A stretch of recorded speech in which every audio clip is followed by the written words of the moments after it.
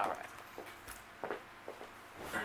Well, hello, Barry. Nice to meet you again. Thanks for having me over. So, we're here with Mr. Barry. He's my neighbor here in Tempe. We are just going to talk about 4G, 5G, LTE, and the consequences, the potential consequences of the long-term effects. So, if you just want to start the show off by telling us what you do, your education background, or what your interests are. Yeah, for about 30 years I worked as an electronics engineer, and I designed computers, digital electronics design, and my specialty is both software and hardware of computers. And so I'm not an expert in radio frequency energy or cell tower design or any of that kind of stuff, but you do need to know a lot about that kind of physics in order to be an electronics engineer. So I have a shared some experience base with that. So and a lot of the engineers I worked with at Motorola did do the radar design and that kind of stuff. So I do know the lingo, and I know the truth about these energies and their potential damage to human bodies, and how they can damage the DNA in the cell and so forth. So I know a little bit about that. Great. So 4G, there's 4G, 5G. How does 4G differ from 5G? And isn't non-ionizing radiation okay? So they say? They say that, well, it's definitely true that ionizing radiation is more dangerous than non-ionizing radiation. But you cannot blanket say that non-ionizing radiation is harmless, because it isn't. There's plenty of evidence that show people getting cancer because of being exposed to regular non-ionizing radiation. They work close to radio towers or whatever. Ham radio. If you look at the ham radio community, they have a higher incidence of cancer than the average person. So there's a clear indication that their exposure to that extra magnetic energy is causing trouble. And this is photogenic proof right here. And we've pulled up several photos. This is just one example. You see this tree next to this. There's a little tower here. This is a little cell tower. It's a 5G cell tower, and there's a tree, and most of the tree is dead, and just a little bit of green on the other side over here because of that damage that cell tower is causing. Yeah.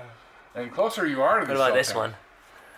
This one here too? Yeah. The top of this tree is here's the top of the transmitter, and here's the tree. You can see that it just kills it. Just getting blasted by non-ionizing radiation. But harmful radiation. Yep. You see, the radiation goes into the cell and it breaks the DNA, and so the DNA can't give the messages that it needs to make the cell do its healthy things, and so eventually your cell just dies, and it can't recover because of that damage to the DNA. And we were looking up the emissions of a microwave oven, which is 2.4 gigahertz. Microwave oven is 2.4 billion cycles per second. That's gigahertz. They call it billion gig.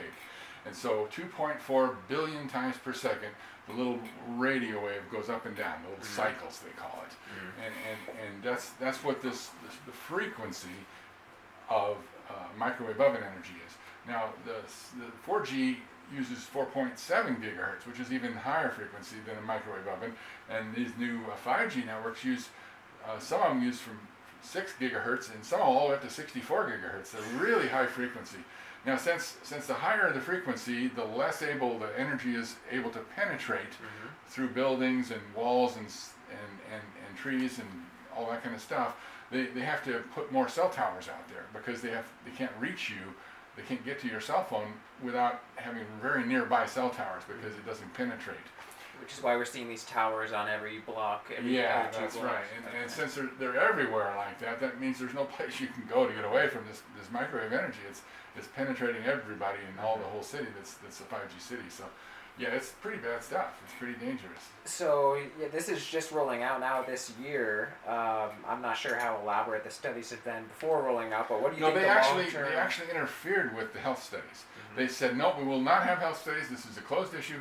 Shut up, don't talk about it, be stupid, be ignorant, and we'll just deal with the fatal consequences down the road. And we'll wait until how many people complain about this before we say we're going to do anything about it. So this is a really, really horrific way to deal with public, is to tell them they're guinea pigs in an experiment that they don't have any control over, and don't get to vote on, don't get to have any say-so over. And that's not the way you're supposed to do science. I'm sorry, it's not science, it's just political greed and lots and lots of money to be made by these big cell companies, and they don't care that they're hurting people. They really don't. Right. It's, As long as the, the the profit bottom is line is more generated. important to them than the health consequences. Yeah, way more. So they don't even care. They won't allow the studies. Every time they try to do a study, they shut it down. They stop it. They get in the way of it. They kind of control the CDC and all these other big agencies have been captured by big pharma, big ag, big tech. So all of these companies, they don't work for the people anymore. These so-called watchdog agencies that are supposed to keep us safe, they're not keeping us safe. What they're doing is Generating profit. keeping the money coming in. Yeah, they're making their friends happy, but they're not watching out for the people anymore. They quit doing that a long time ago. But doesn't this ultimately affect them also if they're in the swarm? Well, of you would think they would be a little bit conscious of being an actual human being, and along with other human beings on the planet, they would think that when you're damaging human beings, you could maybe damage yourself. I guess they think that they're immune somehow. I don't know. I can't understand their thinking. Maybe they think that the money they can go buy an island or something and go get away from it all. I don't know what they're thinking. I can't put my mind around their thought process because it's not logical. It's not based on science. It's not based on human concern or caring of other people. It's based on greed. It's based totally on greed. So how does one protect themselves from the harmful effects? Like obviously not everyone can afford to move out of the city.